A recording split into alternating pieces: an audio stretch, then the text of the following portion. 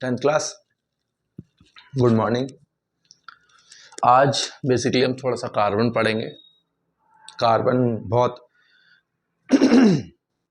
देखा जाए तो अच्छा चैप्टर है, ठीक है। एक नई चीज़ तुम्हें आज देखने को मिलेगी, नई चीज़ पढ़ने को मिलेगी। कार्बन के रिलेटेड अगर अभी तक हम बात करें, तुमने कुछ भी नहीं पढ़ा है, कुछ भी मतलब थोड़ा बहुत पढ़ा है। कार्बन क्या है, एटॉमिक नंबर क्या है, मास नंबर क्या है, वगैरह वगैरह। लेकिन कार्बन कैसे काम कर रहा है, कार्बन की पूरी अलग जो केमिस्ट्री है वो आज हम स्टार्ट करेंगे, ठीक है। स्टार्ट करेंगे, ठीक है। और जो अभी वीडियो आएगी उसमें ध्यान देना, एक जगह पर ऐसा होगा कि जहाँ पर शायद मैंने थोड़ी सी गलती करी है। और वो गलती क्या है, बेसिकली जब हम बात करेंगे कि organic compounds dissolve basically water में नहीं होते, इनसॉल्युबल वाटर में होते हैं। तो मैंने वहाँ पर गलती से इनसॉल्युबल इन ऑर्गेनिक कंपाउंड्स लिख दिया, वहाँ पर वो सॉल्युबल है, इनसॉल्युबल नहीं है, ठीक है। देख लेना उस चीज़ को, बस वो एक छोटी सी जो मुझे गलती दिखाई दी, इसलिए मैं पहले इस चीज़ को बता दे रहा हूँ। तो इस चीज़ को देख लेना, ठीक है। और चलो वीडियो स्टार्ट करते हैं।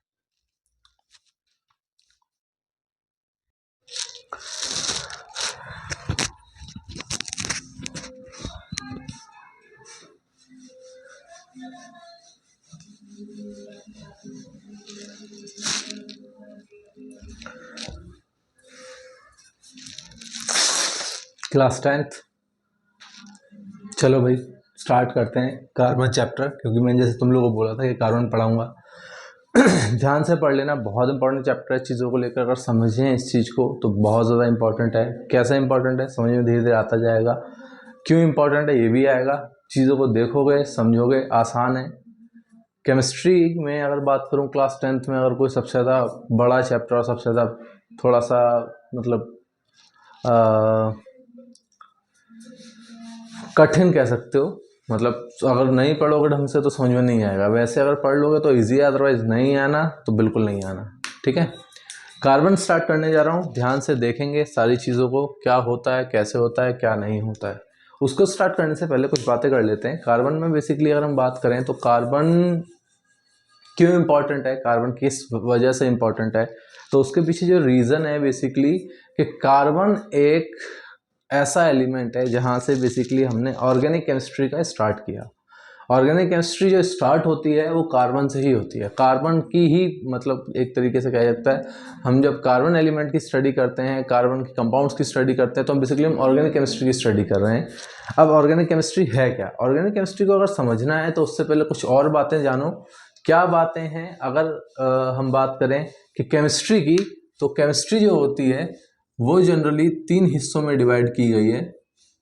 केमिस्ट्री को 3 हिस्सों में डिवाइड किया जाता है। पहला फिजिकल केमिस्ट्री, फिजिकल केमिस्ट्री।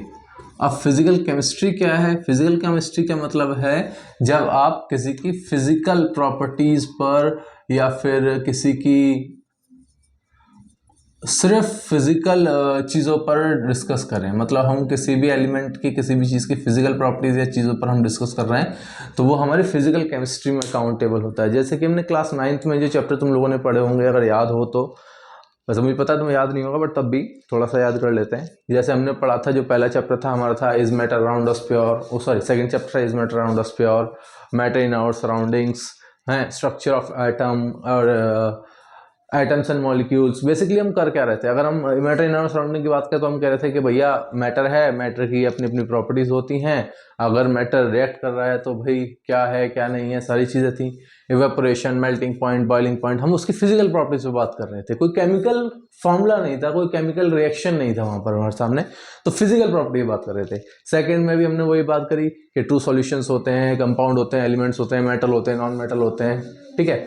और ट्रू सॉल्यूशंस होते हैं, सस्पेंशंस होते हैं, तो वो सारी चीज़ें थी। अगर बात करें हम स्ट्रक्चर ऑफ एटम की, तो हम एटम के स्ट्रक्चर की बात कर रहे थे कि एटम है, एटम के अंदर ये चीज़ें होती हैं, neutron, proton, electron, Rutherford, Niels Bohr, इन्होंने डिस्कवरीज की कि एटम ऐसा होगा ऐसा होगा, ठीक है। उसके बाद एटम्स एंड मॉलिक्यूल में हमने वही पढ़ा, मोल कॉन्सेप्ट एंड ऑल। हमने कहीं केमिकल रिएक्शंस नहीं पढ़े, कहीं भी केमिकल कोई रिएक्शन नहीं पढ़ा। तो जहां हम फिजिकल प्रॉपर्टीज पे हम बात करें, मैं ये नहीं कह रहा कि सिर्फ इतना ही है फिजिकल, हमारा फिजिकल केमिस्ट्री में और भी है, क्लास 11th में और डिटेल में ही जाता है, ठीक है। और ज़्यादा हम डिटेल में इसको पढ़ेंगे। आयनिक कंडीशन जो आती है, आयनिक कंपाउंड्स के बारे में जो हम पढ़ते हैं, तो ये सारा हम 11th में भी पढ़ेंगे उसको और डिटेल में। इलेक्ट्रोकेमिस्ट्री वगैरह फिजिकल में आ जाता है, वो 11th में पढ़ा जाता है, ठीक है। दूसरा है जो हमारा, वो है हमारा inorganic chemistry. Inorganic chemistry, inorganic chemistry क्या है? इनऑर्गेनिक केमिस्ट्री की अगर हम बात करें तो इनऑर्गेनिक केमिस्ट्री में हम पढ़ते हैं बेसिकली थोड़ा बहुत फिजिकल प्रॉपर्टीज और थोड़ा बहुत हमारा रिएक्शन। ज्यादातर हम रिएक्शंस पढ़ेंगे, जैसे कि हमने 10th क्लास में स्टार्ट किया हमारा पहला चैप्टर केमिकल इक्वेशंस वाला। केमिकल इक्वेशंस में हम क्या पढ़ रहे थे? रिएक्शंस पढ़ रहे थे कि बैलेंस कैसे करना है, ठीक है, कैसे कैसे रिएक्शंस होते हैं, टाइप्स क्या हैं रिएक्शंस के, वो सारा हमारा इनऑर्गेनिक केमिस्ट्री में था, ठीक है। और साथ ही साथ हमने मेटल नॉन मेटल पढ़ा, एसिड बेस सॉल्ट पढ़ा, उसमें भी क्या था हमारा पूरा का पूरा केमिकल रिएक्शंस पे बात की गई थी। मतलब बेसिकली हम ज्यादातर जो हमने बनाए हैं या जो कंपाउंड्स रॉक्स मिनरल्स में हमें मिलते हैं, उन्हें हम कहते हैं केमिकल रिएक्शंस में हम बात करेंगे। रॉक्स मिनरल्स में, जो रॉक्स में और जो जमीन क्रस्ट में हमें जो एलिमेंट्स मिलते हैं उनके बारे में जो हम बात करते हैं, रिएक्ट कर रहा है ये इसके साथ रिएक्ट कर रहा है, basically reactions, mostly reactions.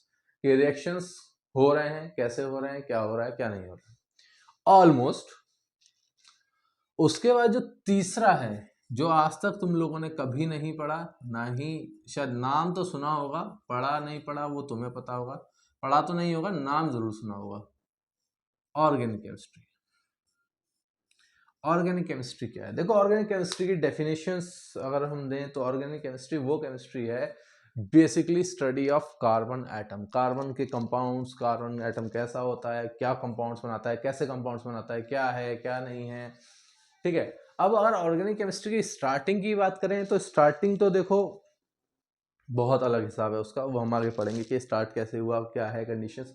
Organic compound पहले क्या कहे जाते थे, फिर बाद में क्या हुआ, किसने क्या किया, कैसे कैसे क्या क्या चीज़ें आई, वो हम सब इसमें पढ़ेंगे। बेसिकली कार्बन के बारे में ही पढ़ेंगे। तुम्हारा जो चैप्टर है कार्बन एंड इट्स कंपाउंड, वो ऑर्गेनिक केमिस्ट्री का ही पार्ट है। Basically carbon and its compound में हम अपनी ऑर्गेनिक केमिस्ट्री का पहला अध्याय कह लो, पहला पार्ट कह लो, पहला फेज कह लो, स्टार्ट करेंगे कि भाई हम आज से ऑर्गेनिक केमिस्ट्री पढ़ना स्टार्ट करेंगे। ऑर्गेनिक केमिस्ट्री की अगर हम बात करें या केमिकल या कार्बन चैप्टर की अगर हम बात करें तो इंपॉर्टेंट इस फेज पे इस चीज से भी है क्योंकि 11th में 12th में ऑर्गेनिक केमिस्ट्री बहुत आती है, ठीक है, ऑलमोस्ट काफी आती है। और तुम कहो कि ऑर्गेनिक केमिस्ट्री बहुत छोटा सा टॉपिक है, नहीं, बहुत छोटा टॉपिक बिल्कुल भी नहीं है। अगर हम बात करें हमारे पास एलिमेंट्स जितने भी हैं नेचर में एट प्रेजेंट, हमारे पास जितने एलिमेंट्स हैं डिस्कवरी 118 120 जो भी है, वैसे तो 118 हैं, ठीक है।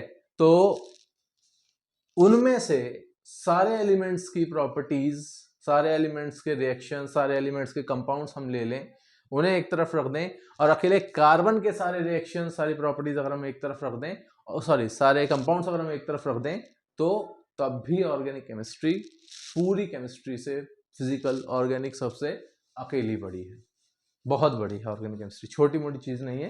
पढ़ने में बहुत कंटेंट है, समझने के लिए स्टार्टिंग हम करेंगे, ज़्यादा डिटेल में जाना नहीं है, 11th 12th के हम टॉपिक ज़्यादा जाएंगे नहीं, जो जो 10th में इंपॉर्टेंट है वो पढ़ेंगे। आगे चल के ज़रूरी इसलिए है क्योंकि भाई कार्बन ऑर्गेनिक केमिस्ट्री का एक पार्ट है और आगे ऑर्गेनिक केमिस्ट्री हमें पढ़नी पड़ेगी। हाँ, फिजिकल इनऑर्गेनिक भी है लेकिन ऑर्गेनिक भी पढ़नी पड़ेगी। अभी तक ऑर्गेनिक हमने नहीं पढ़ी थी, अब स्टार्ट करी जाती है, 10th क्लास से स्टार्ट की जाती है, ठीक है। तो ऑर्गेनिक केमिस्ट्री हमें पढ़नी है, इसलिए हमें कार्बोनेट्स कंपाउंड पे बात करनी पड़ेगी, इसलिए बहुत इंपॉर्टेंट चैप्टर माना गया है। केमिस्ट्री में अगर मैं 10th में बात करूं तो ऑर्गेनिक ये क्या कार्बोनेट्स कंपाउंड एक बड़ा चैप्टर है, टाइम लगेगा इसको कवर होने में, और साथ ही साथ इसकी अगर हम बात करें तो इम्पॉर्टेंट तो है और साथ ही थोड़ा सा डिफिकल्ट भी है। अगर बच्चे बहुत कंफ्यूज होते हैं कि यार ऐसा हो रहा है तो ऐसा क्यों नहीं हो रहा है, ये है वो है, दुनिया भर की बातें, तो सारी चीज़ों को कवर करेंगे, धीरे धीरे थोड़ा थोड़ा पढ़ेंगे, थोड़ा थोड़ा खाएंगे, एक साथ खाओगे पेट फूल जाएगा, थोड़ा थोड़ा पढ़ो ज़्यादा बेटर है, ठीक है। चलो स्टार्ट करते हैं। कार्बन, कार्बन की अगर हम बात करें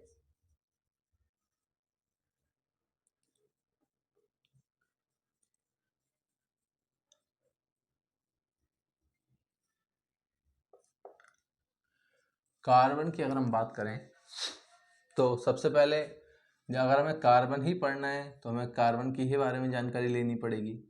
क्लास 9th में अगर चीज़ें याद हों, थोड़ी बहुत याद हैं तो बहुत अच्छी बात है, नहीं याद हैं तो यहाँ पर थोड़ी बहुत चीज़ें सीख लो, और नहीं तो फिर 9th की जब एटम स्ट्रक्चर ऑफ एटम जाके पढ़ो, एटम्स एंड मॉलिक्यूल्स पढ़ो, वहाँ पे कुछ बातें हैं जो यहाँ पर ज़रूरी हैं समझने के लिए। ठीक है, तो कार्बन के अगर एटॉमिक नंबर की बात करें, एटॉमिक नंबर कार्बन की अगर हम बात करें तो वो होता है 6। ठीक है, अब एटॉमिक नंबर 6 है तो अगर 9th क्लास का थोड़ा याद हो तो बेसिकली एटॉमिक नंबर हम कहते थे नंबर ऑफ प्रोटॉन, जितने किसी भी एलिमेंट में नंबर ऑफ प्रोटॉन है, या फिर number of electron in a neutral atom. किसी भी न्यूट्रल एटम पे अगर नंबर ऑफ इलेक्ट्रॉन काउंट करते हैं, न्यूट्रल एटम होना चाहिए, तब हमारा एटॉमिक नंबर बोला गया। एटम, एक सिंगल एटम की बात की गई है। ठीक है, तो उसी तरीके से अगर एटॉमिक नंबर 6 है, इसका मतलब इसके पास 6 प्रोटॉन थे, 6 ही इलेक्ट्रॉन है, जितना पॉजिटिव चार्ज उतना ही नेगेटिव चार्ज। ठीक है, अब अगर इसके पास 6 इलेक्ट्रॉन है, इसकी कॉन्फ़िगरेशन क्या बनेगी, के शेल और एल शेल की अगर हम बात करें, 9th क्लास में के एल एम एन हम पढ़ते हैं, नील बोहर ने इसके बारे में डिस्कवरी की थी, मतलब बताया था कैसे होता है। तो पहली शेल में 2 इलेक्ट्रॉन और दूसरी शेल में 4 इलेक्ट्रॉन। ठीक है, पहली शेल में इसके 2 इलेक्ट्रॉन जाते हैं, दूसरी शेल में जाते हैं इसके 4 इलेक्ट्रॉन। ठीक है, तो एटॉमिक नंबर 6 होने की वजह से पहली शेल में 2 इलेक्ट्रॉन हैं, दूसरी शेल में 4 इलेक्ट्रॉन हैं, तो उससे होता क्या है, ये बनता है, सबसे पहली बात इसकी जो वैलेंसी है वो टेट्रा वैलेंसी है, टेट्रा वैलेंसी है। ठीक है क्लास, देख लो एक बार, टेट्रा वैलेंसी है, टेट्रा वैलेंसी, टेट्रा वैलेंसी का मतलब है इसकी वैलेंसी हमारे पास 4 हो, 4 वैलेंसी, मतलब इसके पास इलेक्ट्रॉन अगर ये लेगा या देगा वो 4 ही लेगा, क्योंकि इसको ऑक्टेट, देखो हम पढ़ते हैं 9th क्लास में भी पढ़ा था इस चीज को हमने, कि कोई भी एलिमेंट अगर वैलेंसी बात करते हैं कि कोई वैलेंसी क्या है, तो हम कहते हैं कि वैलेंसी वो चीज है, number of electron gain lose और share to complete the noble gas configuration, nearest noble gas configuration, सबसे पास वाली नोबल गैस की कॉन्फ़िगरेशन अटेंड करने के लिए कोई भी एटम जितने इलेक्ट्रॉन गेन लूज या शेयर करेगा उसे हम वैलेंसी कहेंगे। अब कार्बन की बात अगर हम बात करें तो कार्बन के पास 4 एटम है। अब इसके नियरेस्ट नियॉन भी आता है जिसकी कॉन्फ़िगरेशन क्या है 2 और 8, और इसके नियरेस्ट अगर देखा जाए तो हीलियम भी नियरेस्ट में ही है क्योंकि वो 2 होता है। या तो हीलियम या तो 4 इलेक्ट्रॉन लूज कर दे, 4 इलेक्ट्रॉन छोड़ दे अपने, तो हीलियम की कॉन्फ़िगरेशन अटेंड कर लेगा, और अगर 4 इलेक्ट्रॉन गेन कर लेगा तो फिर नियॉन की कॉन्फ़िगरेशन अटेंड कर लेगा। लेकिन कमाल की बात यह है, ना लूज कर रहा है ना गेन कर रहा है। भाई इसको लूज में भी नुकसान था और उसको गेन में भी नुकसान था, इसलिए वो क्या करता है, कार्बन सबसे पहली बात शेयरिंग करता है, शेयरिंग ऑफ इलेक्ट्रॉन करता है, इलेक्ट्रॉन को शेयर करता है, शेयरिंग ऑफ इलेक्ट्रॉन। ठीक है, इलेक्ट्रॉन को शेयर करेगा, इन बातों को पहले समझो। ठीक है, क्योंकि इसके पास 4 इलेक्ट्रॉन आउटर मोस्ट शेल में हैं, बाहर वाली shell, outermost shell, outermost shell, सबसे बाहर वाली शेल, जिसे हम वैलेंस शेल भी कहते हैं। 9th क्लास की थोड़ी थोड़ी बातें जो दिमाग में होनी चाहिए। Valence shell, outermost shell में 4 इलेक्ट्रॉन है, वैलेंस शेल में 4 इलेक्ट्रॉन है, इसलिए वो ना शेयर कर रहा है ना लूज कर रहा है, और सॉरी ना गेन कर रहा है ना लूज कर रहा है, वो शेयर करता है। क्यों करता है उस पर हम बात करेंगे कि भाई कार्बन गेन क्यों नहीं कर रहा और लूज क्यों नहीं कर रहा, उन चीजों को अगर समझना है तो आगे देखो। ठीक है, यहां तक बात समझ में आई कि 4 के शेल में 4 इलेक्ट्रॉन चाहिए, नंबर ऑफ इलेक्ट्रॉन उसके आउटरमोस्ट शेल में 4 होते हैं, एटॉमिक नंबर 6 होता है। कार्बन की कुछ ये प्रॉपर्टीज हैं जो हमने 9th क्लास में पढ़ी थी। अब आगे समझो, ठीक है, स्क्रीनशॉट लेना ले लो, आगे बढ़ते हैं हम लोग। चलिए, कार्बन 4 इलेक्ट्रॉन गेन क्यों नहीं करता और लूज क्यों नहीं करता, रीजन क्या है, शेयर ही क्यों कर रहा है। देखो, अगर कार्बन अगर 4 इलेक्ट्रॉन गेन कर लेता है, इन केस अगर वो इफ कार्बन 4 इलेक्ट्रॉन क्या करता है, गेन कर लेता है, प्रॉपर लिख लो, गेन 4 इलेक्ट्रॉन। राइटिंग देख लेना सर, तुम्हारे ऊपर है। The carbon gain 4 electron. अगर कार्बन 4 इलेक्ट्रॉन गेन करता है तो क्या होता है? देखो कार्बन की अगर हम बात करें, अभी हमने बात की कि कार्बन के पास क्या है, हमारे पास पहले शेल में 2, दूसरे शेल में 4, उसने 4 इलेक्ट्रॉन गेन कर लिया। तो अब कार्बन क्या बन गया, यहाँ बन गया 4 नेगेटिव, तो ये क्या बना हमारे पास 2 और 8। पहली बात तो चार्ज आ गया -4 का, ठीक है। दूसरी बात, आउटर मोस्ट शेल में 8 इलेक्ट्रॉन फिल हो गए, नोबल गैस की कॉन्फ़िगरेशन अटेंड कर ली, नियॉन की कॉन्फ़िगरेशन अटेंड कर ली। ये बात हमारी एक बात समझ में आई, ऑक्टेट रूल के हिसाब से नोबल गैस की कॉन्फ़िगरेशन नियरेस्ट की उसने अटेंड कर ली गेन करने पे, ठीक है। अब प्रॉब्लम क्या है? प्रॉब्लम देखो क्या है भाई, अगर हम उसके एटम की बात करें तो उसके पास 6 प्रोटॉन है,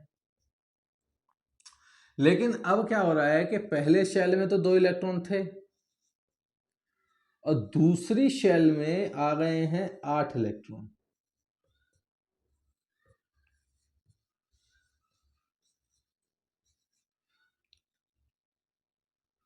दूसरी शेल में आ गए हैं 8 इलेक्ट्रॉन। अब देखो पहले क्या हो रहा था कि 6 प्रोटॉन्स ने 6 इलेक्ट्रॉन को होल्ड करके रखा हुआ था। अब उन्हीं 6 प्रोटॉन्स ने 10 इलेक्ट्रॉन्स को होल्ड करके रखा हुआ है। भाई सीधी सी बात है, 6 आदमियों ने 6 आदमियों को पकड़ रखा था, आसानी से पकड़ सकते थे, लेकिन अब आदमी हो गए 10 और पकड़ने वाले अभी भी 6 ही हैं। तो पहले क्या हो रहा था, पहले ये हो रहा था, मान लो कि 6 प्रोटॉन्स की अपनी फोर्स या कुछ एनर्जी रही होगी। भाई इलेक्ट्रॉन प्रोटॉन के बीच में फोर्स होती है, एनर्जी होती है, जिससे वो होल्ड करके रखते हैं एक दूसरे को।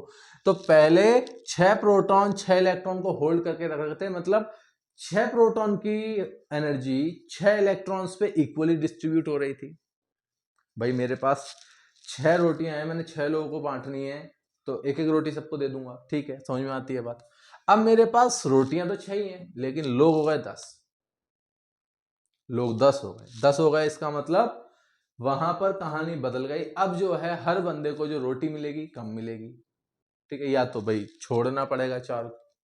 तो एनर्जी का अगर हम बात करें कि 6 प्रोटॉन्स ने 6 इलेक्ट्रॉन पकड़ रखे थे, आसानी से पकड़ रखे थे, अब प्रोटॉन तो 6 हैं, इलेक्ट्रॉन 10 हो गए, मतलब होल्ड करने की जो एनर्जी थी, होल्ड करने की जो ताकत थी, वो थोड़ी सी कम हो गई होगी। तो पूरी तरीके से वो होल्ड नहीं कर पा रहा था, इसलिए वीक बॉन्ड बनेंगे। अब वीक बॉन्ड वो बनाना चाहता नहीं था, क्योंकि भाई कार्बन इतना ज्यादा फेमस है, कार्बन इतना ज्यादा वर्सटाइल नेचर फॉलो करता है। हम आगे पढ़ेंगे वर्सटाइल नेचर के बारे में। वर्सटाइल मतलब एक ऐसा नेचर जो कि बहुत सारे काम करता है, मल्टी टैलेंटेड टाइप है, मतलब कुछ भी करवा लो उसको, तुम कैसी भी कंडीशन दे दो, वो कोशिश करेगा बॉन्ड बनाने की, वो कोशिश पूरी पूरी करता है बॉन्ड बनाने की, ठीक है। तो वर्सटाइल नेचर है।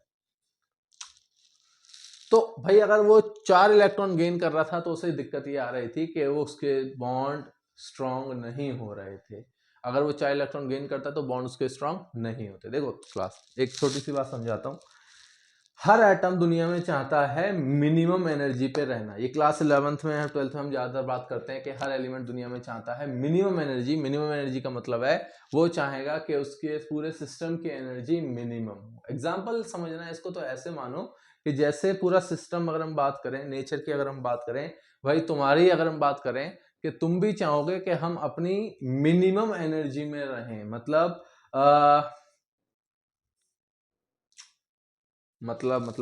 हाँ देखो, जैसे कि अगर तुम्हारे बॉडी का टेम्परेचर नॉर्मल है, ठीक है, तो अभी बिल्कुल नॉर्मल है, बुखार नहीं है, कुछ नहीं है, लेकिन अगर बुखार आता है तो क्या होता है, हमारी बॉडी हीट होने लगती है। तो वही हम चाहते हैं कि वो चीज़ न्यूट्रल रहे, ज़्यादा ना हो। या फिर अगर मैं तुमको बोलूँ कि ज़मीन पे खड़े हो जाओ, ज़मीन पे तुम आसानी से खड़े हो जाओगे, लेकिन वहीं अगर मैं तुमको करीबन बुर्ज खलीफा के टॉप पे ले जाके खड़ा कर दूँ, ठीक है, समझना इस बात को, बुर्ज खलीफा टॉप पे लेके कर दूं, तो वहां पर थोड़ा सा ये लगेगा कि यार नहीं यार, डिसबैलेंस हो सकता है यहाँ पर। क्यों? क्योंकि आप एक हाइट पे आए हो, मतलब एक एनर्जी फर्क आ गया है आप पे, ठीक है। तो हर एलिमेंट, हर दुनिया का एटम चाहता है अपने आप को एक मिनिमम एनर्जी में रखना। इसकी वजह से हाइड्रोकार्बन भी चाहता है। अब 4 इलेक्ट्रॉन गेन करने से उसकी एनर्जी स्टेबल नहीं हो रही, जिसकी वजह से वो क्या करता है, 4 इलेक्ट्रॉन गेन नहीं करता है। तो भैया गेन तो कर ही नहीं रहा, पहली बात गेन नहीं कर रहा। अब क्या है, इसको स्क्रीनशॉट लो, फिर लूज पे बात करेंगे थोड़ी सी कि लूज का क्या कंडीशन है। ठीक है, गेन तो कर ही नहीं रहा, जब गेन नहीं कर रहा तो अब लूज को समझो। लूज में क्या कॉन्सेप्ट है, अगर वो अपने 4 इलेक्ट्रॉन छोड़ दे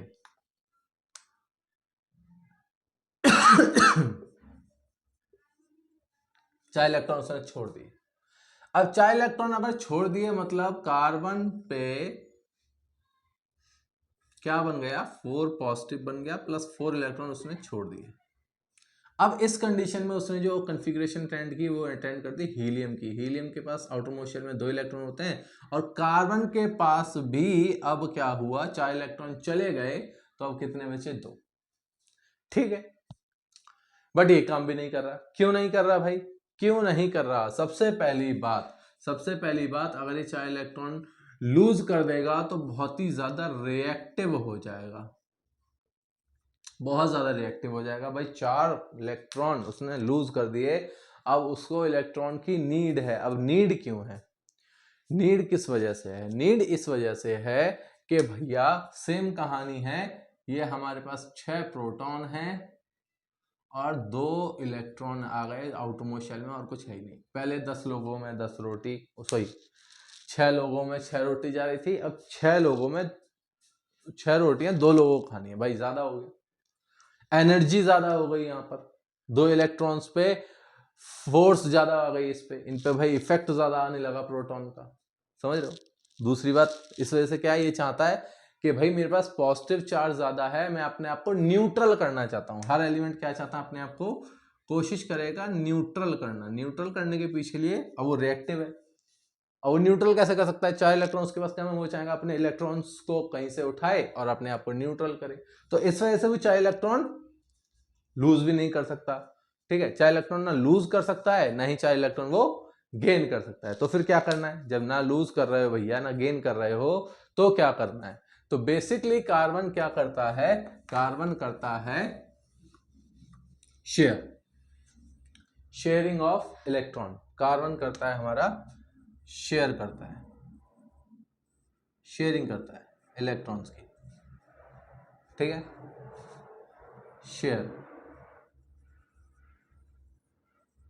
शेयरिंग करेगा अपने इलेक्ट्रॉन्स की। बिना शेयर करे उसका काम नहीं चलने वाला, ना लूज कर सकता है ना गेन कर सकता है, तो एक ही बात बची कि वो शेयर करेगा। ठीक है, अब अगर क्लास तुम लोगों ने 10th में लास्ट चैप्टर जो तुम्हारा था मेटल नॉन मेटल, उसमें इस चीज को ध्यान से पढ़ा हो तो शेयरिंग ऑफ इलेक्ट्रॉन पे जो बॉन्ड बनते हैं वो बनते हैं कोवेलेंट बॉन्ड्स। ठीक है, कैसे बॉन्ड बनते हैं, कोवेलेंट बॉन्ड्स बनते हैं। शेयरिंग ऑफ इलेक्ट्रॉन कैसे बॉन्ड बनाती है, कोवेलेंट बॉन्ड्स बनाती है। मतलब कार्बन के जो कंपाउंड्स होंगे वो कैसे कंपाउंड्स होंगे, मोस्टली कोवेलेंट कंपाउंड्स होंगे। ठीक है, कोवेलेंट बॉन्ड बना रहा है तो कोवेलेंट कंपाउंड्स होंगे, कार्बन के कंपाउंड्स मोस्टली कोवेलेंट कंपाउंड्स होते हैं। ठीक है, अब हम बात करते हैं कि कोवेलेंट बॉन्ड अगर बना रहा है तो भैया अगर कोवेलेंट बॉन्ड बना रहा है तो सारी प्रॉपर्टीज कोवेलेंट वाली फॉलो करेगा। क्या प्रॉपर्टीज हैं, क्या चीजें हैं, इसको समझो। शेयरिंग ऑफ इलेक्ट्रॉन से बॉन्ड बनाएगा, कोवेलेंट बॉन्ड बनाएगा। अब कोवेलेंट बॉन्ड अगर बना रहा है तो क्या होगा क्या नहीं होगा, ये बातें भी समझ लो। चलो, अगर कोई एलिमेंट कोवेलेंट बॉन्ड बनाता है तो पहली बात तो कोवेलेंट बॉन्ड शेयरिंग से बनते हैं। कोवेलेंट बॉन्ड को समझ लो, क्योंकि इसकी प्रॉपर्टीज अगर समझ लोगे, अगर तुमने तो अभी मेटल नॉन मेटल में प्रॉपर्टीज को ढंग से पढ़ा है बहुत अच्छी बात है, नहीं पढ़ा है तो यहां देखो। कोवेलेंट बॉन्ड बेसिकली थोड़े से स्ट्रॉन्ग बॉन्ड होते हैं। ठीक है, स्ट्रॉन्ग बॉन्ड होते हैं। क्यों होते हैं स्ट्रॉन्ग, आप समझो। इनको स्ट्रॉन्ग की अगर हम बात करें तो एग्जाम्पल के तौर पे अगर समझना चाहो तो मान लो यहां पर हाइड्रोजन है, एग्जाम्पल लेते हैं, यहां पर हमारे पास हाइड्रोजन है, उसके आउटर मोस्ट शेल में एक ही इलेक्ट्रॉन है। लुईस डॉट स्ट्रक्चर हम बनाएंगे क्लास, पता नहीं तुम लोगों ने 9th में इस चीज को पढ़ा होगा नहीं पढ़ा होगा, और अभी पिछले चैप्टर्स में भी थोड़ा बहुत है इसके बारे में। यहां पर अगर हम बात करें एक और इलेक्ट्रॉन आया, ठीक है। अब अगर हम बात करें कि ये शेयरिंग करेगा इसके साथ और ये शेयरिंग करेगा इसके साथ। क्यों करेंगे? देखो कोवेलेंट बॉन्ड बनते कहाँ हैं। कोवेलेंट बॉन्ड की अगर हम बात करें, कोवेलेंट बॉन्ड या फिर कोवेलेंट कंपाउंड्स जनरली जो बनेंगे, कोवेलेंट बॉन्ड्स या फिर कोवेलेंट कंपाउंड्स जो जनरली बनते हैं वो उन एटम्स के बीच में बनते हैं मोस्टली, पहले तो non metals, mostly non metals. दूसरी बात जो है, जिनको इलेक्ट्रॉन की नीड है, और मोस्टली नीड की अगर हम बात करें तो नॉन मेटल्स को होती है। जिन एलिमेंट्स को इलेक्ट्रॉन की नीड है, इलेक्ट्रॉन चाहिए, देंगे नहीं, हमें चाहिए, जिन्हें इलेक्ट्रॉन चाहिए वो कोवेलेंट बॉन्ड बनाते हैं। ठीक है, वो देना पसंद नहीं कर रहे, वो चाह रहे हैं कि इलेक्ट्रॉन मुझे मिल जाए। तो हाइड्रोजन के पास एक इलेक्ट्रॉन था, वो बॉन्ड बनाना चाह रहा था, इस हाइड्रोजन के पास भी एक इलेक्ट्रॉन था, उसे भी चाहिए था एक इलेक्ट्रॉन मिले, दोनों पास आए, दोनों ने एक दूसरे के साथ क्या कर लिया, शेयर कर लिया। अब ये बीच में क्या हो गया, एक स्ट्रॉन्ग बॉन्ड बना है यहाँ पर। अब बॉन्ड स्ट्रॉन्ग क्यों बना है? देखो अगर हम बात करें तो एटम में हमने 9th क्लास में पढ़ा था, इलेक्ट्रोस्टैटिक फोर्स ऑफ अट्रैक्शन होता है, अट्रैक्शन की एक फोर्स होती है, इलेक्ट्रोस्टैटिक फोर्स ऑफ अट्रैक्शन होता है यहाँ पे इन दोनों के बीच में, जिसकी वजह से क्या है, ये एक थोड़ी सी स्ट्रॉन्ग है, और इसको कहा जाता है basically intra molecular force. Intra molecular force, intramolecular force मतलब एक ऐसी फोर्स जो कि एक मॉलिक्यूल के अंदर ही लग रही है। मतलब ये हाइड्रोजन, इसका एक मॉलिक्यूल है, दोनों हाइड्रोजन एक दूसरे के बीच में, इन दोनों के बीच में इंट्रामोलिकुलर फोर्स लग रही है। ठीक है, ये स्ट्रॉन्ग फोर्स है, जिसकी वजह से हमारे जो बॉन्ड होते हैं वो स्ट्रॉन्ग हो जाते हैं। ठीक है, क्लियर है, कोवेलेंट बॉन्ड हमारे स्ट्रॉन्ग बॉन्ड होते हैं। लेकिन अगर हम बात करें कि कोवेलेंट बॉन्ड कौन सी स्टेट में पाए जाते हैं, या कोवेलेंट कंपाउंड्स कौन सी स्टेट में पाए जाते हैं, तो मोस्टली तो वैसे तो सॉलिड लिक्विड गैस ज्यादा सब में ही मिलते हैं, लेकिन मोस्टली या तो लिक्विड मिलेंगे या गैस मिलेंगे। सॉलिड भी मिलते हैं, ऐसी बात नहीं है सॉलिड नहीं मिलते, सॉलिड भी मिलते हैं, सॉलिड भी हैं हमारे पास। एग्जाम्पल के तौर पर नेफ्थलीन, स्पेलिंग भूल गया, नेफ्थलीन, चेक कर लेना क्लास स्पेलिंग एक बार, नेफ्थलीन, ठीक है, यूरिया, ठीक है, और ग्लूकोज और शुगर, ठीक है, और आयोडीन, ये सब क्या है, ये सब क्या है, सॉलिड में पाए जाने वाले। ठीक है, क्लियर है, बात समझ में आ रही है। लिक्विड में तुम्हें मिलेंगे अल्कोहल मिल सकते हैं, ठीक है, ब्रोमीन मिल सकता है, ठीक है, ठीक है, गैसेस की बात करें तो क्लोरीन हो गया, क्लोरीन गैस फॉर्म में पाया जाता है हमारा। मिथेन हो गया, मिथेन गैस फॉर्म में पाया जाता है हमारा, मिथेन, इसे मिथेन कहते हैं, मिथेन, ठीक है, मिथेन हो गया, और भी हैं बहुत सारे हैं।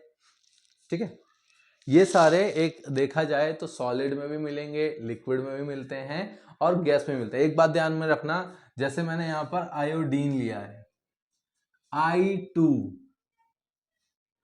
ठीक है, HCl लिक्विड में, ठीक है, वाटर लिक्विड में, वाटर वेपर भी गैस फॉर्म आ गई, वेपर ऑफ वाटर, पानी के जो भाप हम कहते हैं, पानी की भाप, वाटर वेपर।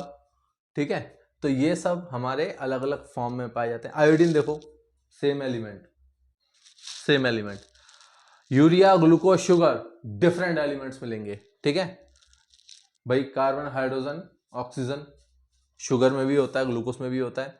नेफ्थलीन का फॉर्मूला अलग होता है, हम आगे पढ़ेंगे क्या होता है, और यूरिया का, नेफ्थलीन तो मैंने पढ़ा हुआ, यूरिया का हम आगे पढ़ेंगे। ठीक है, तो ये सारे सॉलिड स्टेट में भी मिलेंगे, लिक्विड स्टेट में भी मिलेंगे, और गैसियस स्टेट में भी मिलेंगे। ठीक है, इतनी बात समझ में आ रही है। एक बात दिमाग में रखो, कोवेलेंट बॉन्ड स्ट्रॉन्ग बॉन्ड तो है, मतलब कोवेलेंट मॉलिक्यूल्स, कोवेलेंट जो हमारे कंपाउंड्स हैं, कोवेलेंट जो कंपाउंड्स हैं,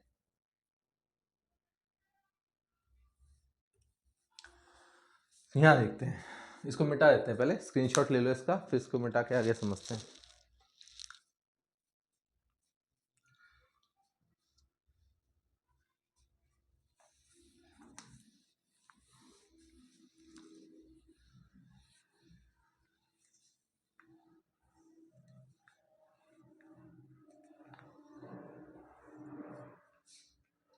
कोवेलेंट कंपाउंड्स की अगर हम बात करें, कोवेलेंट कंपाउंड्स की अगर हम बात करें, इनकी एक और प्रॉपर्टी हम बोलते हैं, कहते हैं वीक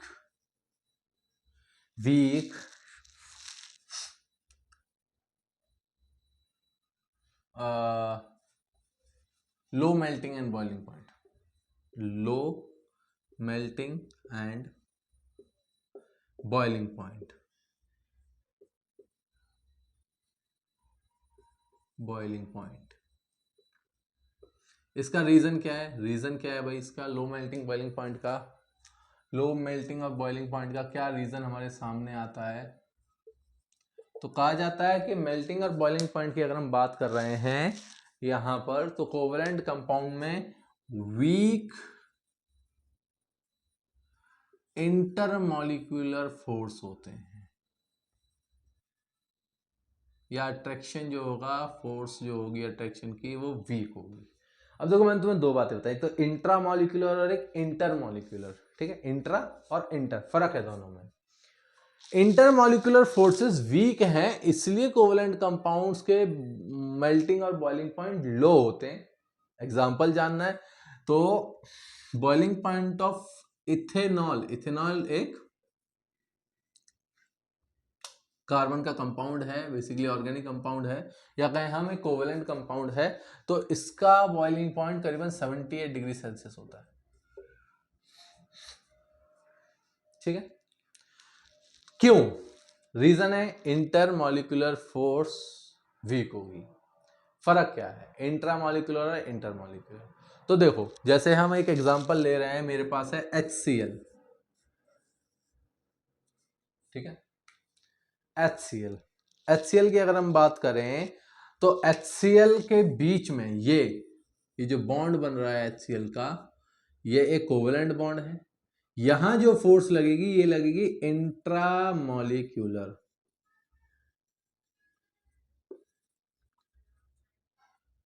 ठीक है? एक ही मॉलिक्यूल के दो एटम्स के बीच में जो फोर्स लग रही है वो है इंट्रामॉलिक्यूलर। और मेरे पास एक और अगर HCl या कुछ भी आ जाए, यहां पर इन दोनों के बीच में भी फोर्स लग रही होगी, वो भी इंट्रामॉलिक्यूलर है, वो भी सेम कौन सी है यहां पर? इंट्रामॉलिक्यूलर है। लेकिन इन दोनों के बीच में भाई HCl कोई ऐसा तो नहीं है कि एक मॉलिक्यूल बैठा हो, नहीं भाई, हमारे पास अगर HCl होगा तो एक क्वांटिटी में होगा, 2 लीटर, 1 लीटर, पौना लीटर, जो भी होगा एक क्वांटिटी में होगा। एक मॉलिक्यूल तो होगा नहीं, बहुत सारे मॉलिक्यूल्स होंगे। तो जब बहुत सारे मॉलिक्यूल्स हैं तो दोनों मॉलिक्यूल्स के बीच में भी एक फोर्स ऑफ अट्रैक्शन होगी, ये फोर्स है इंटरमॉलिक्यूलर। बिटवीन टू मॉलिक्यूल्स, किसी भी कोवेलेंट कंपाउंड के दो मॉलिक्यूल्स के बीच में जो फोर्स है वो इंटरमॉलिक्यूलर है। और HCl जैसे एक मेरा मॉलिक्यूल है, उस मॉलिक्यूल के आपस, उस मॉलिक्यूल के एटम्स के बीच में, मॉलिक्यूल के एटम्स के बीच में, बिटवीन एटम्स, ठीक है? बिटवीन एटम्स इंटरमॉलिक्यूलर, और बिटवीन मॉलिक्यूल्स इंटरमॉलिक्यूलर, ठीक है? अब कहानी यह है कि HCl और HCl, ये दो HCl है, इन दोनों के बीच में फोर्स कम होगी, इन दोनों के बीच में फोर्स कम होगी। लेकिन ये HCl जिस आपस में बना है हाइड्रोजन और क्लोरीन, हाइड्रोजन और क्लोरीन के बीच में फोर्स अच्छी है, स्ट्रॉन्ग बॉन्ड है। इधर हाइड्रोजन क्लोरीन के बीच में फोर्स अच्छी है, स्ट्रॉन्ग बॉन्ड है। लेकिन इस HCl और HCl के बीच में जो है फोर्स अच्छी नहीं है, जिसकी वजह से कोवेलेंट कंपाउंड का लो मेल्टिंग एंड बॉइलिंग पॉइंट होता है। आप उबाल सकते हो आसानी से, आप मेल्ट कर सकते हो आसानी से। तुम कहो कि HCl को आसानी से तोड़ सकते हैं? नहीं, एक स्ट्रॉन्ग बॉन्ड है, आसानी से नहीं तोड़ेगा वो अपने आप को, HCl नहीं तोड़ता जल्दी, ठीक है? क्लियर है बात? समझ में आई इतनी सी बातें? तो वीक मेल्टिंग बॉइलिंग पॉइंट क्यों आता है, क्या रीजन है, ये समझ में आ गया, ठीक है? इतनी बात समझ में आ गई, ठीक है? इसको लिखो, मतलब स्क्रीनशॉट ले लो, फिर आगे बढ़ते हैं।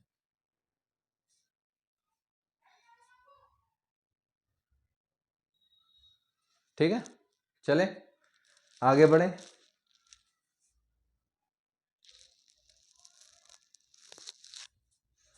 चलो,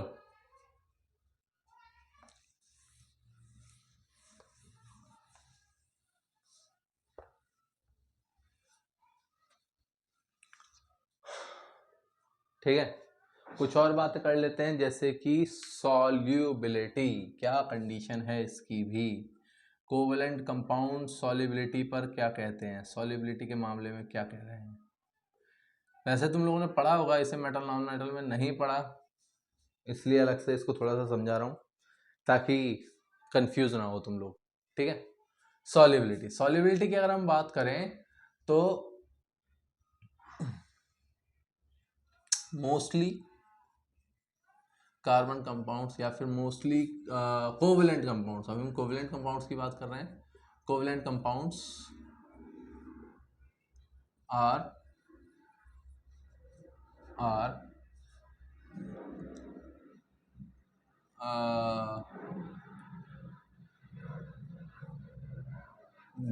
covalent compound not soluble in water।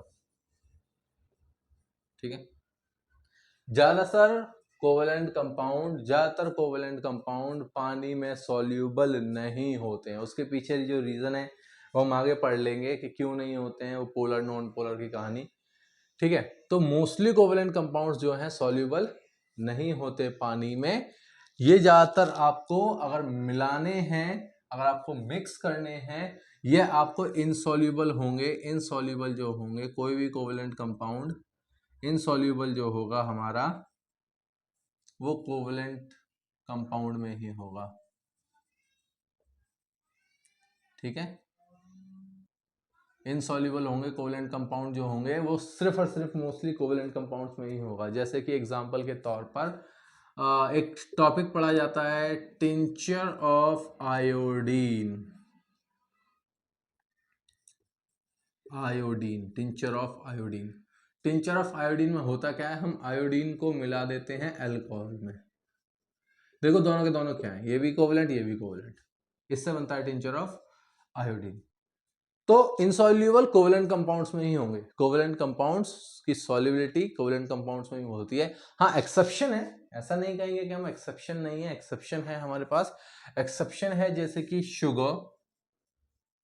Sugar को आप नहीं मिला सकते, ग्लूकोज को आप नहीं मिला सकते। ठीक है, इन चीजों को हम नहीं मिला सकते। ठीक है, हाँ नेफ्थलीन नहीं मिलता, डिसॉल्व नहीं होता, नेफ्थलीन पानी में डिसॉल्व नहीं होता।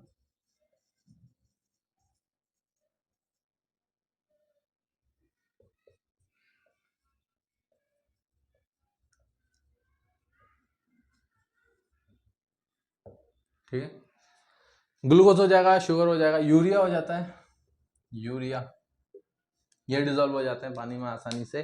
तो ये कुछ एलिमेंट्स हैं जो कुछ कंपाउंड्स हैं कोवेलेंट जो कि पानी में डिसॉल्व हो जाते हैं, ये डिसॉल्व होते हैं, they can dissolve in water. ठीक है, ये पानी में डिसॉल्व हो जाते हैं। बाकी मैं ही नहीं कह रहा, और भी हैं, बट इनके अलावा मोस्टली ऐसे केस होंगे जो कि डिसॉल्व नहीं होते। तो कोवेलेंट कंपाउंड डिसॉल्व नहीं करते, क्यों नहीं करते आगे पढ़ेंगे इन चीजों के बारे में हम। ठीक है, तो अभी इतना ही जान लो कि कंपाउंड डिसॉल्व नहीं करते, इक्का दुक्का करते हैं, बाकी सारे नहीं करते। ठीक है, इतनी बात समझ में आई, स्क्रीनशॉट लो, आगे समझते हैं फिर से।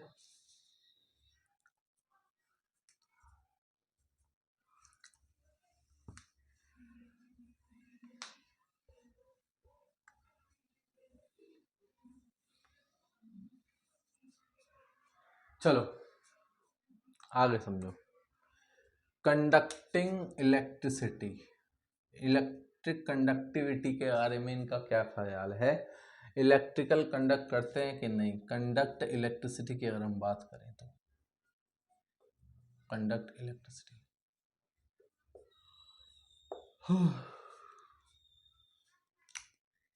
इलेक्ट्रिसिटी कंडक्शन की बात करें तो ये इलेक्ट्रिसिटी कंडक्ट नहीं करते। कोवेलेंट कंपाउंड्स इलेक्ट्रिसिटी कंडक्ट नहीं करते।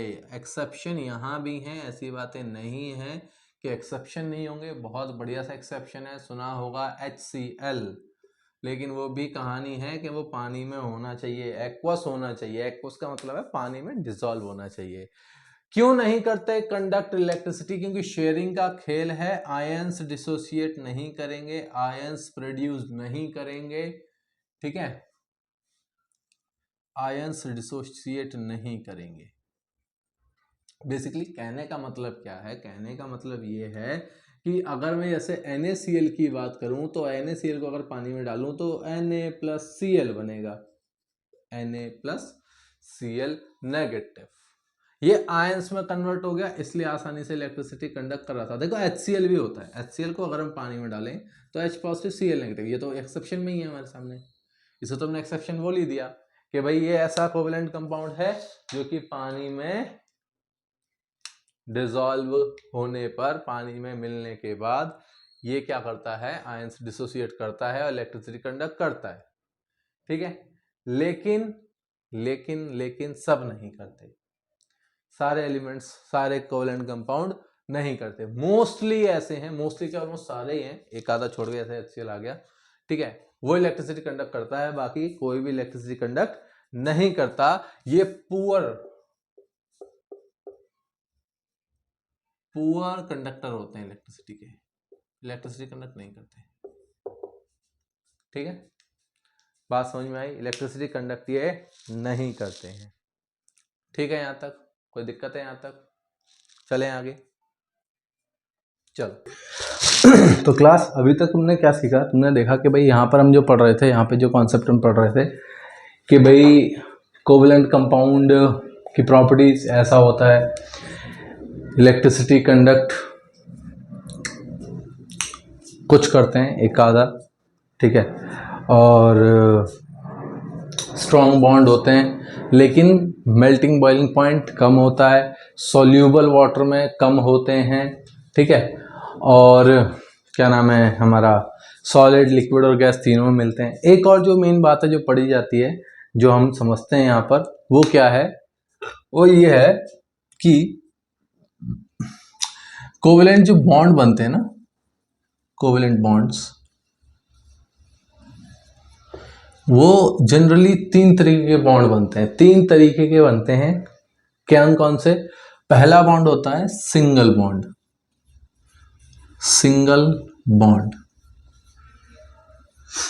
ठीक है, सिंगल बॉन्ड।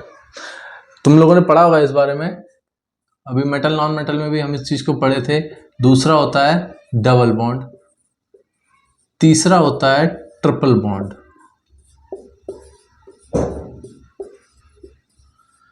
कोवेलेंट बॉन्ड 3 तरीके से बन सकते हैं, सिंगल भी हो सकता है, डबल भी हो सकता है, ट्रिपल भी हो सकता है, ठीक है। 3 बॉन्ड बन सकते हैं, सिंगल, डबल और ट्रिपल, ठीक है। यहां तक बात समझ में आई? 3 बॉन्ड हो सकते हैं, सिंगल, डबल और ट्रिपल। अब फर्क क्या है? सिंगल बॉन्ड का मतलब कि 2 एटम्स के बीच में, मान लो यहाँ पर एक ये एटम है, यहाँ पर दूसरा एटम है, इन दोनों के बीच में एक सिंगल बॉन्ड है, मतलब एक बॉन्ड है। सेम डबल बॉन्ड की क्या कहानी है? एक एटम यहाँ है, एक एटम यहाँ है, इन दोनों के बीच में 2 बॉन्ड ऐसे रखे हुए हैं। ट्रिपल बॉन्ड का मतलब है एक एटम यहाँ है, एक एटम यहाँ है और इनके बीच में ऐसे 3 बॉन्ड हैं। सीनियर क्लास में इन बॉन्ड्स के नाम दिए जाते हैं। बेसिकली सिंगल बॉन्ड को हम सिग्मा बॉन्ड बोल देते हैं और डबल बॉन्ड को हम बोलते हैं कि एक सिग्मा है, एक पाई है, पाई बॉन्ड। मतलब सिंगल बॉन्ड है तो हमने बोल दिया सिर्फ सिग्मा बॉन्ड है। अगर हमारे पास 2 बॉन्ड है तो हम बोल देंगे एक सिग्मा है, दूसरा पाई बॉन्ड है। 3 बॉन्ड बन गया तो हम बोलेंगे एक सिग्मा है, 2 पाई बॉन्ड है, ठीक है। तो ये डिपेंड करता है, हम सिग्मा पाई हम सीनियर क्लास में पढ़ेंगे, यहाँ नहीं पढ़ना, ठीक है। ट्रिपल बॉन्डिंग का मतलब है 3 बॉन्ड 2 एटम्स के बीच में, 2 एटम्स के बीच में 3 बॉन्ड, ठीक है, 2 एटम्स के बीच में 3 बॉन्ड। क्लियर है? डबल बॉन्डिंग सिंगल सिंगल भी दिखाई दे सकती है, डबल बॉन्डिंग एक ही जगह पर 2 बॉन्ड दिखाई दे सकते हैं। डिपेंड करेगा हम कैसे मॉलिक्यूल्स बना रहे हैं, ठीक है। कुछ मॉलिक्यूल्स दिखा रहा हूं जो कि तुमने मेटल नॉन मेटल में देखे होंगे, इसको पढ़ो, समझो, फिर आगे ज़्यादा बातें समझ में आएगी। सिंगल बॉन्ड बनता कैसे, डबल बॉन्ड कैसे बनता है, ट्रिपल बॉन्ड कैसे बनता है। पहले सिंगल बॉन्ड पे समझ लेते हैं कि सिंगल बॉन्ड कैसे बनता है। सबसे बेसिक सा एग्जाम्पल है हमारे पास हाइड्रोजन, अभी हमने बनाया था। एक हाइड्रोजन, एक इलेक्ट्रॉन यहाँ, हाइड्रोजन एक इलेक्ट्रॉन यहाँ, आपस में ओवरलैपिंग हुई, इसे ओवरलैपिंग कहते हैं क्लास, ठीक है, ओवरलैपिंग हुई।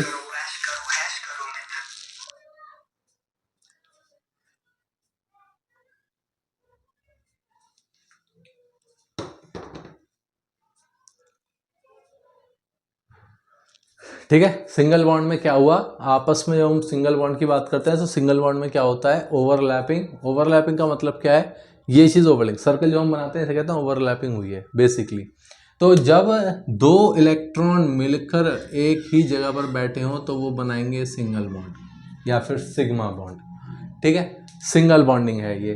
ठीक है, और जैसे क्लोरीन की बात कर लेते हैं। क्लोरीन दिखाने का तरीका होता है, ये तो इलेक्ट्रॉन डॉट स्ट्रक्चर है लुईस का। अगर हम इलेक्ट्रॉन के बिहाफ पे दिखाते हैं सिंगल बॉन्डिंग तो ऐसे बनता है, इसे कहते हैं इलेक्ट्रॉन डॉट स्ट्रक्चर। और अगर नॉर्मल बॉन्ड दिखा देंगे तो हाइड्रोजन हाइड्रोजन के बीच में सिंगल बॉन्ड।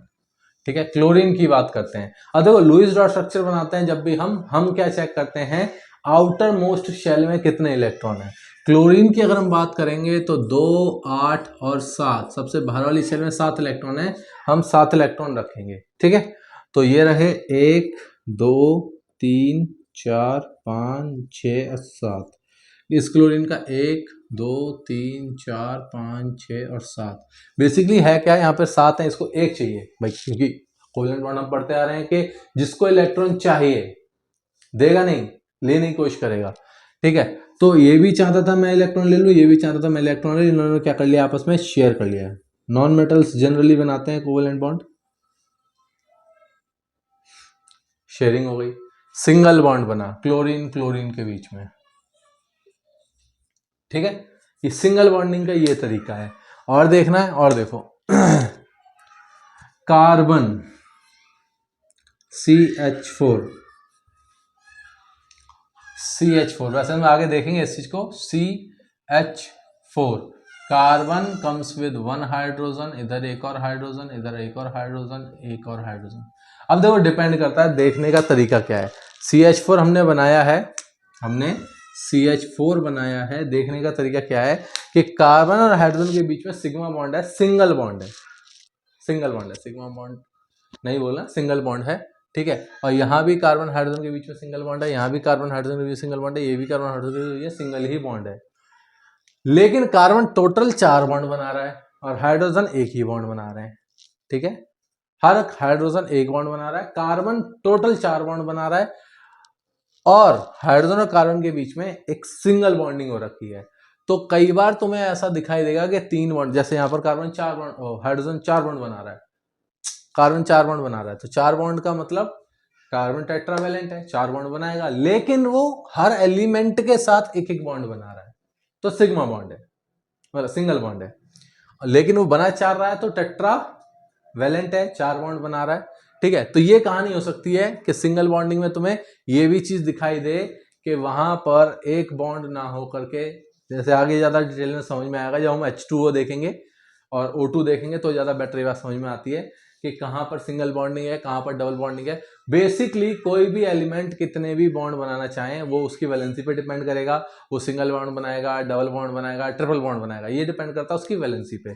ठीक है, या 4 बॉन्ड बनाएगा। दूसरी बात जो डिपेंड करती है कि कौन से एलिमेंट के साथ वो बॉन्ड बना रहा है, जिस एलिमेंट के साथ वो बॉन्ड बना रहा है उसके बिहाफ पे वो एक ही एलिमेंट पे देना है, एक ही एलिमेंट पे डबल देना है, या एक ही एलिमेंट पे ट्रिपल देना है, ये सामने वाले एलिमेंट पे डिपेंड करेगा कि साथ में कौन सा एलिमेंट बैठा हुआ है। समझते हैं इस बात को। जैसे यहां पर कार्बन 4 बॉन्ड बनाता तो है, लेकिन हाइड्रोजन की क्षमता है एक ही बॉन्ड लेने की, तो हर हाइड्रोजन एक एक बॉन्ड ले रहा है। ठीक है, तो है तो सिंगल बॉन्डिंग, लेकिन कार्बन अकेला 4 बॉन्ड बना रहा है। ठीक है, तो पहले कार्बन की टेंडेंसी 4 बॉन्ड बनाने की, लेकिन हाइड्रोजन की टेंडेंसी नहीं है, हाइड्रोजन की क्षमता नहीं है कि वो 4 बॉन्ड ले सके, एक हाइड्रोजन 4 बॉन्ड नहीं ले सकता, तो हर हाइड्रोजन ने एक एक बॉन्ड रख लिया। ठीक है, एक एक बॉन्ड बना लिया उसके साथ, तो ये मतलब है सिंगल बॉन्डिंग का। ठीक है, अब समझो डबल बॉन्डिंग का कहानी क्या है। मिटा दूं, स्क्रीनशॉट लेना ले लो, मिटा देता हूं फिर मैं। ठीक है, चलो आगे बढ़ते हैं। डबल बॉन्डिंग को थोड़ा समझने की कोशिश करना, ज्यादा बेटर समझ में आती है कहानी जब डबल बॉन्डिंग पे हम आते हैं तो।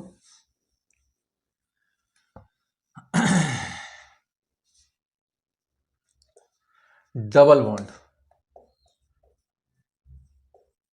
डबल बॉन्ड, ठीक है। देखो डबल बॉन्ड की कहानी क्या है। डबल बॉन्ड की कहानी यह है, मान लो O2 का एग्जांपल ले लेते हैं सबसे पहले, सिंपल सीधा, एक ही ऑक्सीजन, 2 ऑक्सीजन है हमारे पास, अब ऑक्सीजन की बात करें तो ऑक्सीजन के पास एटॉमिक नंबर जो होता है वो 8वें नंबर पे आता है, मतलब पहले शेल में 2, दूसरी शेल में 6। ऑक्सीजन के आउटरमोस्ट शेल में 6 इलेक्ट्रॉन हैं, मतलब उसको 2 इलेक्ट्रॉन और चाहिए, या तो वो 6 इलेक्ट्रॉन दे दे या 2 इलेक्ट्रॉन ले ले, 2 ही ऑप्शन है। 6 देगा नहीं भाई, कोई भी एलिमेंट अपने ज्यादा इलेक्ट्रॉन क्यों देगा, वो 6 नहीं दे सकता क्योंकि उस पर फिर +6 का चार्ज आ जाएगा। तो 6 दे नहीं सकता तो लेने के चांसेस उसके ज्यादा हैं। ठीक है, nearest noble gas configuration attend करनी है तो नियरेस्ट में उसके कौन आएगा, नियॉन आएगा। हीलियम पे जाने के लिए उसको 6 इलेक्ट्रॉन देने पड़ेंगे, लेकिन नियॉन पे आने के लिए उससे बस 2 इलेक्ट्रॉन लेने पड़ते हैं। तो इसकी 6 है, मतलब ये 2 इलेक्ट्रॉन लेना चाहता है। तो क्या किया इसने, ऑक्सीजन आया इधर, एक ऑक्सीजन आया, सबसे बाहर वाली शेल में 6 इलेक्ट्रॉन है, 6 इलेक्ट्रॉन दिखा देंगे, ये रहे हमारे 6 इलेक्ट्रॉन। इसके भी हमने 6 इलेक्ट्रॉन दिखा दिए। ठीक है, ये देखो, इसने कहा कि भाई मैं तेरे से शेयर कर लेता हूँ 2, और इसने कहा भाई मैं तेरे से शेयर कर लेता हूँ। क्लास डॉट स्ट्रक्चर बनाते समय जो बातें दिमाग में रखी जाती हैं वो ध्यान दो जरा। पहली बात, अगर आप सर्कल इस ऑक्सीजन का बना रहे हैं तो इलेक्ट्रॉन इसी के अंदर आएंगे, ये नहीं कि तुम ये वाले इलेक्ट्रॉन भी ले रहे हो, काउंट करके लेना। 2 डबल बॉन्डिंग है तो 4 इलेक्ट्रॉन अंदर आएंगे। दूसरी बात, कभी भी ये जो लाइन होती है हम इलेक्ट्रॉन से टच नहीं कराते और ना ही एलिमेंट के जो सिंबल है उससे टच करने की कोशिश करते हैं। टच नहीं होना चाहिए, कोशिश करोगे टच ना हो। ठीक है, बात समझ में आ गई, यहां तक समझ में आया। ये देखो यहां पर क्या बना है, oxygen double bond oxygen. 2 electron मिलकर एक बॉन्ड बनाते हैं, 4 इलेक्ट्रॉन मतलब 2 बॉन्ड बनेंगे, डबल बॉन्डिंग हो गई। लेकिन इसी की कहानी अगर H2 आ जाए, H2O आ जाए, कमाल की बात, H2O आ गया। H2O में क्या करेगा ऑक्सीजन, ऑक्सीजन के पास कोई ऑप्शन ही नहीं है, एक हाइड्रोजन के साथ इधर बनाएगा, एक हाइड्रोजन के साथ इधर बना लेगा, H2O बन गया। ठीक है, बन गया H2O, सीधा सीधा। कैसे बना, ऑक्सीजन आया 1 2 3 4 5 और 6, यहाँ हाइड्रोजन आया 1, यहाँ हाइड्रोजन आया 1, ये हाइड्रोजन अपना फुल हो गया। देखो हाइड्रोजन की फुल हुई वैलेंसी, इधर हाइड्रोजन ने अपना फुल कर लिया, टच नहीं करने देना है, कोशिश करो कि टच ना हो। ठीक है, ऑक्सीजन को देखो 2 4 6 और 8, H2O बन गया। जिसका सर्कल बनाओगे उसके इलेक्ट्रॉन अंदर लेके आओगे।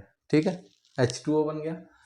और CO2 देखो, CO2 की कहानी भी कुछ ऐसी है, CO2, CO2, कार्बन की bonding double bonding oxygen, carbon की बॉन्डिंग डबल बॉन्डिंग ऑक्सीजन। यहाँ ऑक्सीजन डबल बॉन्ड चाहता था, उसने कार्बन के साथ 2 बॉन्ड बना लिए। यहाँ ऑक्सीजन डबल बॉन्ड चाह रहा था, 2 इलेक्ट्रॉन चाहिए थे, उसने 2 बॉन्ड बना लिए। और कार्बन को 4 चाहिए थे, 2 यहाँ से मिल गए, 2 यहाँ से मिल गए। ठीक है, देखो हर हिसाब से अलग अलग बॉन्ड है। कोवलेंट कंपाउंड्स इसीलिए इतने फेमस हैं क्योंकि वो हर तरीके से बॉन्ड बनाने में सक्षम है। डबल बॉन्डिंग बनी, सिंगल बॉन्डिंग, डबल बॉन्डिंग। अब देखो एलिमेंट्स बदले हैं, यहाँ पर डबल बॉन्डिंग ऑक्सीजन ऑक्सीजन के बीच है, यहाँ पर हाइड्रोजन ऑक्सीजन, हाइड्रोजन की क्षमता ही नहीं है डबल बॉन्ड बनाने की, तो हाइड्रोजन ने क्या करा, एक उधर आ गया ऑक्सीजन के साथ, एक इधर आ गया ऑक्सीजन के साथ। कार्बन की क्षमता थी डबल बॉन्ड क्या 4 बॉन्ड बनाने की, टेट्रावैलेंट 4 बॉन्ड बनाने की उसकी क्षमता थी, तो उसने 2 इससे बना लिए, इस वाले ऑक्सीजन से 2 इससे बना लिए, हो गया स्टेबल। ये होती है डबल बॉन्डिंग। डबल बॉन्डिंग इस चीज को कहते हैं कि 2 बॉन्ड बनने चाहिए। ठीक है, अब 2 बॉन्ड कैसे बन सकते हैं, देखा जाए तो ऑक्सीजन 2 बॉन्ड बना रहा है लेकिन दोनों अलग अलग एलिमेंट्स के साथ। यहाँ कार्बन 4 बॉन्ड बना रहा है लेकिन 2 करके बना रहा है और सारे के सारे अलग अलग ऑक्सीजन से। अब CH4 में उसने सिंगल बॉन्डिंग बनाई थी हाइड्रोजन के साथ, वहां जरूरत है, वहां उसको हाइड्रोजन था तो उसने आराम से बॉन्डिंग बना ली। यहाँ ऑक्सीजन है तो ऑक्सीजन की नीड क्या है, मैंने तुमको बोला था कि कोई भी एलिमेंट क्या चाहता है, कोई भी एलिमेंट चाहता है कि सामने वाला जो एलिमेंट है उसके हिसाब से बॉन्डिंग देखेगा, सामने क्या दे रखा है हमें। तो यहाँ पर ऑक्सीजन था इसलिए उसे डबल बॉन्डिंग बनानी पड़ी।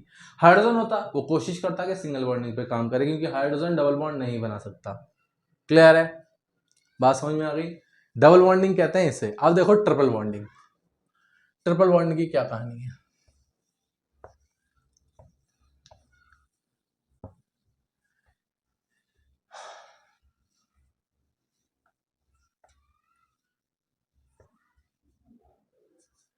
ट्रिपल बॉन्डिंग की क्या कहानी है हमारे सामने, ट्रिपल बॉन्डिंग क्या चीज होती है। ट्रिपल बॉन्डिंग की अगर हम बात करें तो ट्रिपल बॉन्डिंग जो हम पढ़ते हैं, ट्रिपल बॉन्ड 3 बॉन्ड बनते हैं। सबसे पहला एग्जांपल हम लेते हैं यहाँ पर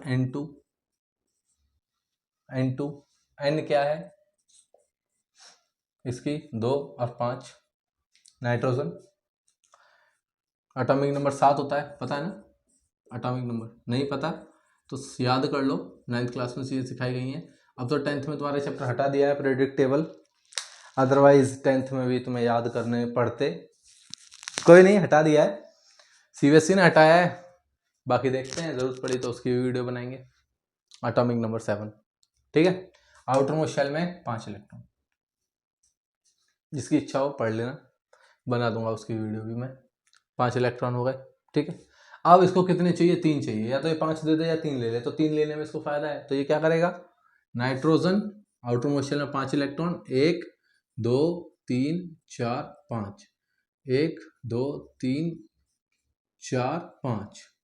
देखो इधर से 2 और 3 6 5 हो गए, और इधर से 2 और 6 5 हो गए। मतलब नाइट्रोजन ने किया क्या, अपने ही एलिमेंट के साथ, अपने ही एटम के साथ ट्विन बॉन्ड बना लिए, ट्रिपल बॉन्डिंग हुई, ठीक है।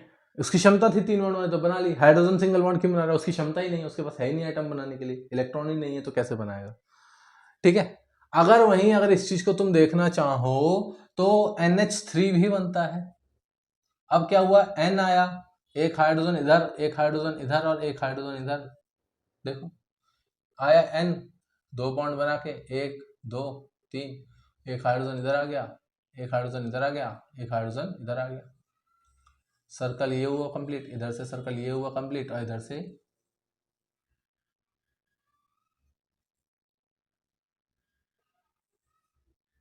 और ये इधर से कंप्लीट, ठीक है। NH3। अब देखो हाइड्रोजन फिर से सिंगल बॉन्डिंग बना रहा है, लेकिन नाइट्रोजन 3 बॉन्ड बना रहा है, लेकिन तीनों बॉन्ड अलग अलग हाइड्रोजन से हैं, एक ही एटम से नहीं है। यहाँ पर एक ही एटम से थे, यहाँ तीनों अलग अलग एटम, तीनों अलग अलग एटम।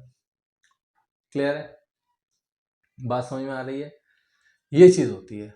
कार्बन का देखना है, कार्बन पे देख लो, कार्बन भी कुछ कुछ तुम्हें यही चीज देगा। Carbon triple bond, carbon single bond, hydrogen single bond, hydrogen. अभी देख लो क्या है ये, 2 कार्बन है, इसे कहते हैं इथाइन। इथाइन हम आगे पढ़ेंगे इसके बारे में, इथाइन के बारे में। लेकिन देखो यहाँ कार्बन कार्बन के बीच में ट्रिपल बॉन्डिंग बन गई, कार्बन भी ट्रिपल बॉन्ड बनाता है, और एक सिंगल बॉन्ड यहाँ पर बैठा हुआ है। कार्बन 4 बॉन्ड बना रहा है, लेकिन उसने 3 बनाए कार्बन के साथ, 1 बना दिया हाइड्रोजन के साथ। ये कार्बन 4 बॉन्ड बना रहा है, 1 बनाया हाइड्रोजन के साथ, 3 बनाए कार्बन के साथ, ट्रिपल बॉन्डिंग। क्लियर है। इथाइन कैसे बनता है, क्या है क्या नहीं, हम आगे पढ़ेंगे, इसलिए मैं अभी यहाँ पे दोबारा नहीं बना रहा। पूरा ही पढ़ना है इथाइन वगैरह, पूरा अल्काइन ग्रुप पढ़ना है, तो इसलिए मैं अभी इस चीज को नहीं बना रहा हूँ। तो ये होती है तुम्हारी ट्रिपल बॉन्डिंग, ठीक है। क्लियर है बात। चलिए आगे हम जो चीज पढ़ेंगे वो तुम्हारा शायद वर्सटाइल नेचर पे हम आएंगे, देखते हैं क्या है क्या नहीं है। अच्छा उससे पहले एक छोटी सी बातें और जान लेते हैं क्या है क्या नहीं। कार्बन जो होता है हमारे नेचर में कार्बन पाया जाता है, जो कार्बन पाया जाता है, अगर हमें टेस्ट करना है, बेसिकली हमें चेक करना है कि सामने वाले चीज में कार्बन है कि नहीं है, तो कैसे पता करें, हमें पता करना है कि कार्बन है कि नहीं। पता करने का क्या तरीका है, जो भी आपके पास मटेरियल है, जो भी मटेरियल है, जो भी चीज है, उसको क्या करो, ऑक्सीजन की प्रेजेंस में बर्न करा दो। ऑक्सीजन की प्रेजेंस में क्या करा दो, बर्न करा दो, जला दो, उसे हीट दे दो, डेल्टा। ऑक्सीडेशन नहीं करना है, कंबस्शन है ये, कंबस्शन प्रोसेस। मटेरियल को बर्न करा दो ऑक्सीजन के प्रेजेंस में, तो वो बना लेता है CO2 प्लस H2O। अगर कार्बन होगा, अगर मटेरियल लिख देता हूं यहां पर, मटेरियल ना लिख के काम करो, यहां लिख दो CH4, ज्यादा बेटर है। मिथेन, बैलेंस नहीं कर रहा हूं अभी, मिथेन है ये, ठीक है। करना है बैलेंस, इच्छा है, चलो भाई बैलेंस करने की इच्छा है तो कर लो, जिसको आती है खुद से बैलेंसिंग कर लो, जिसे नहीं आती है वो देख के कर लो, ठीक है। हो गया, कार्बन 1 ऑक्सीजन 4 हाइड्रोजन 4, ठीक है जी, हो गया। तो अगर कोई भी चीज में कार्बन होगा तो वो अगर उसको आप बर्न करोगे in the presence of oxygen, combustion process करोगे तो CO2 और H2O निकलेगा। अब इसको पहचानने का तरीका क्या है कि ये गैस CO2 ही है, ये गैस CO2 ही है। एक काम करो, तरीका सीधा सीधा है। मान लो एक बीकर लो, उसमें वो जो भी तुम्हें डालना है, मान लो तुमने CH4 डाल रखा है, इसके अंदर एक CH4 डाल रखा है, एग्जाम्पल ले रहा हूँ, CH4 ले लिया और इसको हम बर्न करा रहे हैं, इसको जला रहे हैं, इसको हम बर्न करा रहे हैं नीचे से ऐसे, ठीक है। बीकर है, कंटेनर है, नीचे हम उसको जला रहे हैं, ठीक है। ड्राइंग बहुत अच्छी है। तो उसको हम जब जला रहे हैं तो इसमें से CO2 निकलेगी ऊपर की तरफ, ठीक है। यहां पे क्या करो, यहां पे से एक पाइप से उसे कनेक्ट करो। ये लैब में किया जाता है कि एक पाइप से कनेक्ट किया और उस पाइप को हमने ले जाकर एक दूसरे बीकर में रखा हुआ है, ठीक है। और उस बीकर में मौजूद है हमारे पास CaOH का होल ट्वाइस। क्या रखा है? Calcium hydroxide. जब भी आप कैल्शियम हाइड्रोक्साइड को, अभी पढ़ा होगा इस चीज को metal non metal sorry acid base salt में, कि अगर हम कैल्शियम हाइड्रोक्साइड को CO2 देते हैं तो हमारा बनता है CaCO3 प्लस H2O, और ये मिल्की कलर आता है, थोड़ा सा मिल्की कलर आता है। तो ये पहचान है कि अगर हमारा कोई भी एलिमेंट जो हम जला रहे हैं उसमें से CO2 निकल रही है नहीं निकल रही है, आप CO2 को CaOH होल ट्वाइस के साथ रिएक्ट कराओ।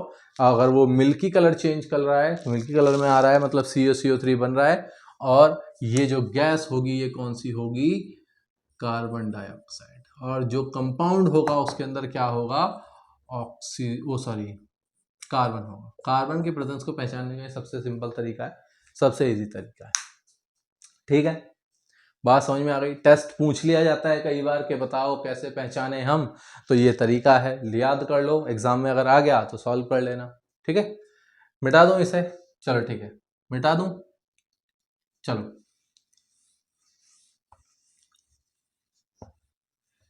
आगे बढ़ते हैं। आगे क्या कहानी है हमारे पास?